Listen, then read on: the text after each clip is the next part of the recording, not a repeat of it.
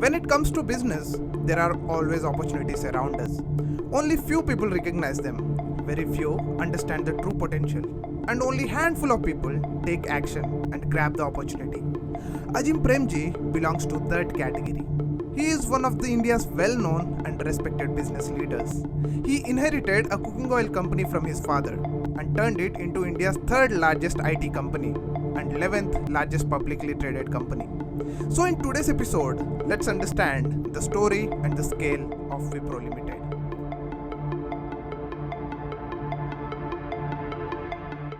That was the year 1945.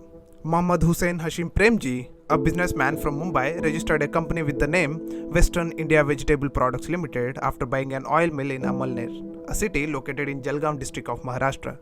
This company produced hydrogenated cooking fats. If you remember Dalda ghee, it is Wipro's oldest product. The company used to manufacture Dalda under the brand name Sunflower Vanaspati and a laundry soap called 787 using the byproduct generated from oil extraction. The products were an instant hit. The business was so successful that in 1946, just 1 year after the incorporation, Western India Vegetable Products Limited launched its IPO. Over the next 20 years, company expanded rapidly.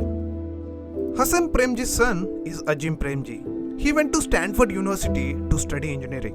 However, on one fateful day, he had to return to India immediately, leaving everything because of his father's sudden demise.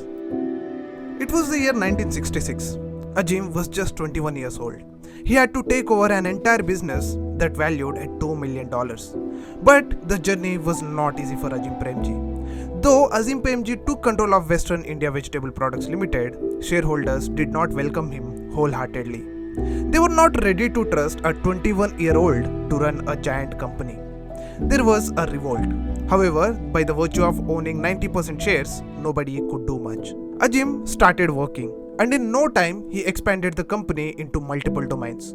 On one side, it moved into more consumer-based goods. Companies started manufacturing bakery fats, toiletries, soaps and lighting products. On the other side, they also produced industrial hydraulic cylinders. In 1977, the government changed. The new government, led by Morarji Desai, was against foreign companies. Companies like Coca-Cola were asked to leave. IBM, the only IT company in India at that time, also left the shores. If you want to know the full story behind Indian government forcing foreign companies to leave India, I would highly recommend you to watch my another video on Colaverse, where I discuss this topic in detail. Azim Premji envisioned the future. The void created due to exit of IBM gave him a ripe and ready market. Western India Vegetable Products Limited was renamed as Wipro. Wipro initiated working on hardware and IT related services. Wipro also collaborated with US-based Sentinel Computer Corporation. This was the beginning of India's IT revolution that transformed entire nation. In 1989, Wipro collaborated for some time with General Electric. Wipro and General Electric joint venture manufactured medical imaging and diagnostic devices. In 1999, Wipro worked with Acer to produce personal computers for the Indian market. Although the company was operating in both hardware and software, the software business really took off. In 1999, Wipro became the first Indian computer manufacturer which received Y2K compliant certification from National Software Testing Laboratory in US. Wipro also provided internet services in India in partnership with Royal Dutch Telecom. In 2000, Wipro listed itself in US market through American Depository Receipts. It also became India's largest software exporter. Wipro had India's second largest market capitalization during the period of 1998 to 2003. Azim Premji stayed as the richest Indian during that time. But his definition of being rich was different, and he started giving the wealth back to the society. He is the most generous billionaire out there. He is India's first billionaire who signed the Giving Pledge, a campaign led by Warren Buffett and Bill Gates, under which billionaires commit at least 50% of their wealth to philanthropy. But Azim Premji went one step ahead and committed 75% of his wealth, or $21 billion, to philanthropic activities. In the year 2020, Wipro completed 75 years. Today, Wipro is a diversified conglomerate with the presence in businesses as diverse as information technology, FMCG, lighting and hydraulic cylinders. So the Wipro's business can be divided into two parts: Wipro Limited and Wipro Enterprise Limited. Wipro Limited concentrates on the IT business of the company and it is listed on the stock market. Whereas Wipro Enterprise Limited concentrates on non-IT business, which includes consumer care and lighting and Wipro Infrastructure Engineering business. And this company is not listed on the stock market. So when you buy a stock of Wipro, you are actually buying the stock of Wipro's IT business. Wipro's IT services business is the major contributor. 83% of the company's revenue and 87% of the company's profit comes from IT services business. Wipro is the third largest IT company in India. The company has ventured into almost all the IT services available in the market. If you visit Wipro's website and click on services, you will see all those fancy IT words like big data, blockchain, data analytics, artificial intelligence, and so on. Wipro has 1,90,000 employees spread across 6 continents. To put that in perspective, if somehow we form a country with all the Wipro employees, their population will be 3.4 times greater than the population of Iceland.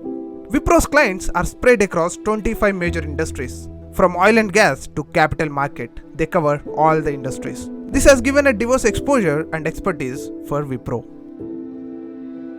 Now let's talk about Wipro's non-IT business, Wipro Enterprise. Wipro Enterprise has 2 divisions: Wipro Consumer Care and Lighting and Wipro Infrastructure Engineering under its umbrella. Wipro Consumer Care and Lighting is a leading FMCG business in personal care, home care, lighting and switches, and office furniture. Wipro's consumer care business is huge and it has presence in 81 countries, which covers half of the world. The real growth in consumer care business is fueled by brand acquisitions. Especially after 2000, company aggressively acquired new brands. Wipro's portfolio is huge and it won't be possible to talk about all the brands in this video. So I'll talk about some prominent brands and I'll leave a link in the description for the company's website where you can explore Wipro's other brands as well. Let's start with the most famous soap brand, Santoor. Launched in 1986, Santoor became a favorite for young women and housewives. It was presented as an anti-aging soap. And how can we forget that classic mummy ad? Excuse me, कौन से college में पढ़ती हो तुम? College? मैं? Mummy. ऐसा ही होता है, मेरी त्वचा से मेरी उम्र का पता ही नहीं चलता। This campaign was so successful that Santoor uses this format of advertisement still today. Santoor is India's second largest soap brand and number 1 in South India. Wipro started to sell antibacterial products in 2020 under the brand name Hygienix, which it acquired from the Philippines-based Splash Corporation in April 2019. This brand had a good start, especially due to COVID-19. Wipro also owns Middle East, Indian and European business of the perfume brand Yardley London. Wipro also owns the glucose drink brand Glucovita. Apart from these brands, company owns Safe Wash, Soft Touch, Max Clean and Chandrika.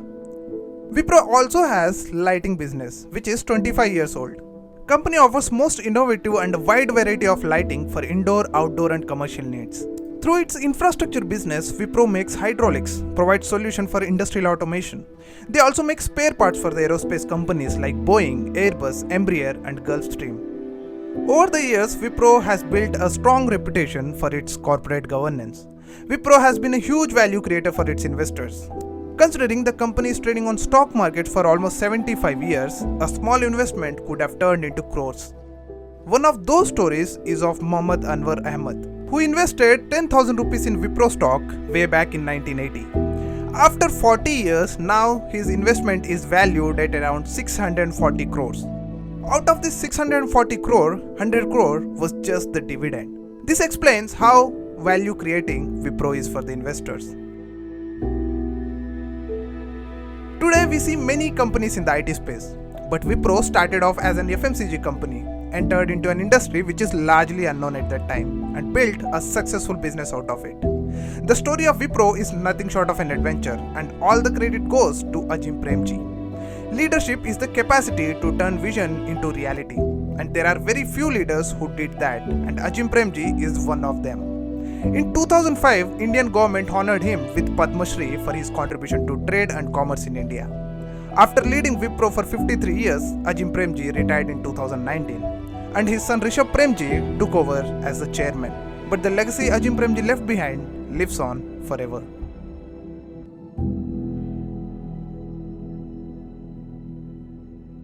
So that's the video, guys. If you like my content, consider subscribing to my channel.